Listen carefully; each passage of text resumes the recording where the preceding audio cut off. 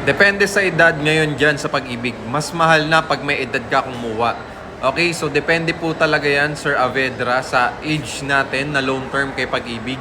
So, ang minimum natin dito or yung pinaka age na pwede mag-loan dito ay 18 years old and above. Okay? And then, ang age long term naman na pinaka-maximum natin ay 67. So, let's say 50 years old ka na, okay, plus 1. So, mag-average ka ng 16 to 17 years to pay na lang. Kaya lang din naman mas mura si Pag-ibig kasi nai-stretch siya hanggang 30 years to pay.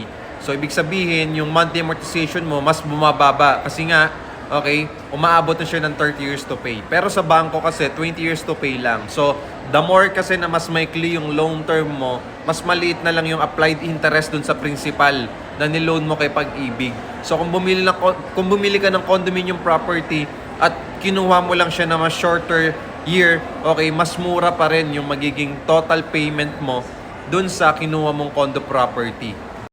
That's why merong option si Pag-ibig, depende sa edad mo or sa capacity to pay mo. So let's say 5 years, 10 years, 15 years, 20 years to pay, 25 years to pay, 30 years to pay. Ayun yung mga payment year terms natin na option natin kung gusto mo mag-avail ng condominium property through Pag-ibig financing.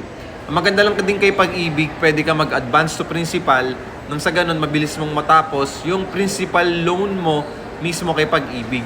So hindi na siya aabot ng 30 years kasi nga nag-a-advance to principal ka. So kapag mag-a-advance to principal ka, much better sa branch ka ni Pag-ibig magbayad ng ganun.